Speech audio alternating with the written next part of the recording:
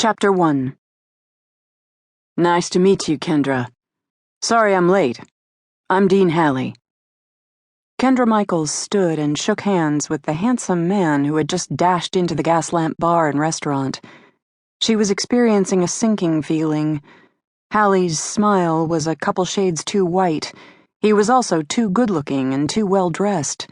He breathed casual elegance and easy charm. Mom, what have you gotten me into? Halley's brows rose. You are Kendra, right?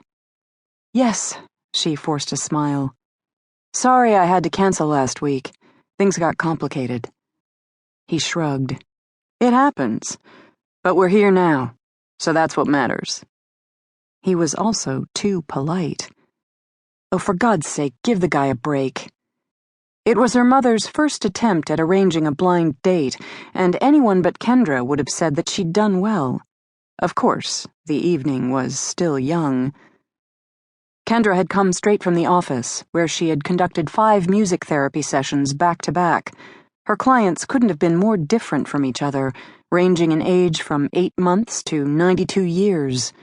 Her techniques varied for each patient, with simple mood-soothing music for some, with more complex exercises to draw out others who were autistic and emotionally withdrawn. Not all would respond to her techniques, but she had high hopes for a few of them. Despite the presence of this charming and too perfect man in front of her, she wanted nothing more than to go home and write up her impressions while the sessions were still fresh in her mind. Don't let him see it. She had promised Mom. She smiled. Yes, that's all that matters. They took a booth in the bar and placed their drink orders. Dean drummed his fingers on the tabletop. Your mother told me a lot about you, but I forgot almost all of it instantly. Now that was both honest and promising. You sure know how to flatter a girl. It's not because I wasn't interested. I was. But after she told me you used to be blind, I had trouble thinking about anything else. Way to go, Mom. She actually led with that? Good salesmanship. I was intrigued. I don't need anyone to sell me. What you see is what you get. Of course you don't. Poor choice of words. I'm sure you're as leery of setups as I am. What exactly did she say to convince you to go out with me? She said if I didn't, she would use her keys to scratch disparaging things about me on the hood of my car. He smiled that charming smile again. She didn't really say that. She did, and she said she would let all my plants die the next time I had to attend an overseas conference. So you see, I had little choice. Now it's my turn to be flattered.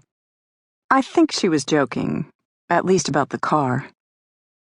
This would make some interesting fodder for the next departmental dinner. Do you mind if I tell the other faculty members? She smiled. I wish you would. Though from what I understand, it probably wouldn't surprise anyone. Ask around. She's made quite a reputation for herself. He chuckled. You're right about that.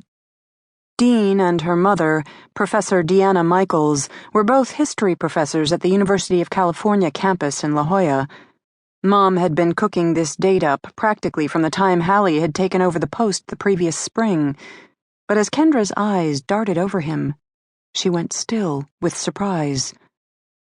How interesting. Did Mom have any idea that Halley— So you were born blind? He asked. She sipped her wine, still trying to process her observations. Yes. And I stayed that way for the first 20 years of my life. Incredible.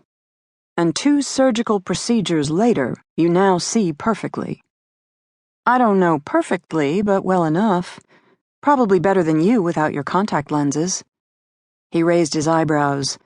If you could see that in this lighting, then you're doing all right. She nodded toward the bar's street window.